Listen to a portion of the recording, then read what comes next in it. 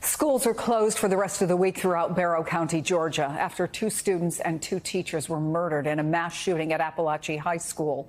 Students laid flowers in front of a makeshift memorial at last night's vigil. And this morning, Ariel Bowling, a sophomore, was on the Today Show with her mother, talking about the trauma they've experienced. I'm trying to hold up myself, just still really in shock of processing everything that happened. We heard shots fired and we ran back into the room and we just all piled up on top of each other in the corner. I saw a deceased body on the floor, but it was covered up, and I saw a female with a shot wound to her leg, and it was just really traumatic experience. I heard 5 gunshots and then the phone went dead, so I didn't know if she was hurt. I just feel like you're basically never safe anywhere.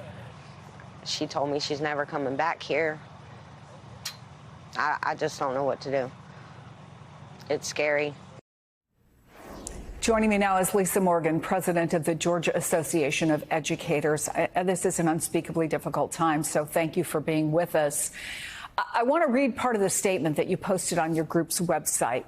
We enter our schools each day believing that they are the safest places in our community, and once again, that trust has been shattered. This was the 23rd school shooting in K through 12 this year. Can you put into words what it's like to be in the middle of it? And I wonder what goes through your mind when you hear a mother saying that her child has told her she's never going back. As a classroom teacher, you put yourself in that position, and we all enter our classes every day. And the utmost thing in our mind as we walk in the classroom is, how am I going to ensure that my students learn today? It should not now, it is, but it should not be. How am I going to ensure that my students go home safely? That the entire perspective has changed, and it is traumatic, it is disheartening, and it's frankly, I'm afraid, going to push more really good educators out of our classrooms.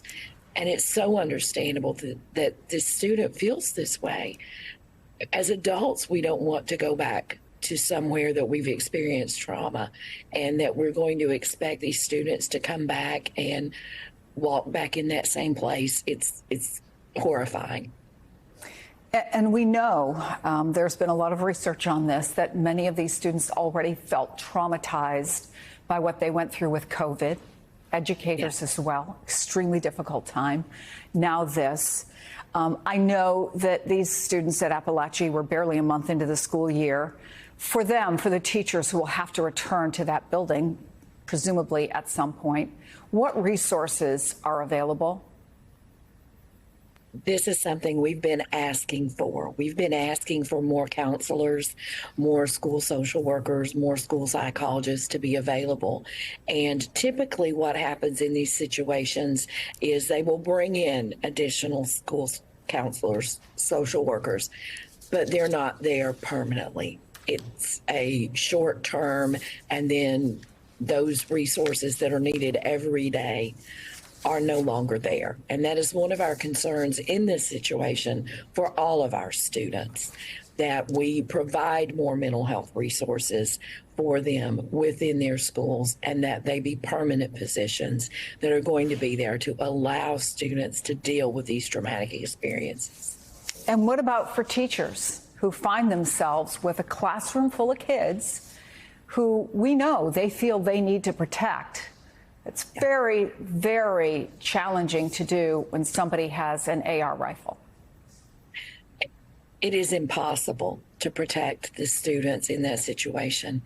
Even if we succeed in protecting them physically, we are not able to protect them mentally and emotionally from the impacts of these types of situations.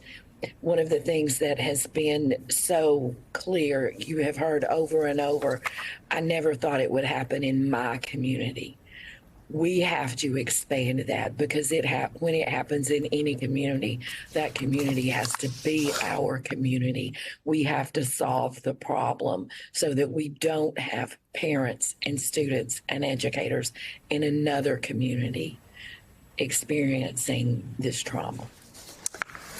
All we can do from afar is, unfortunately, offer our prayers, offer our thoughts, and hope that you get the resources that you need, as I said, in this unspeakably horrific situation. Lisa Morgan, thank you.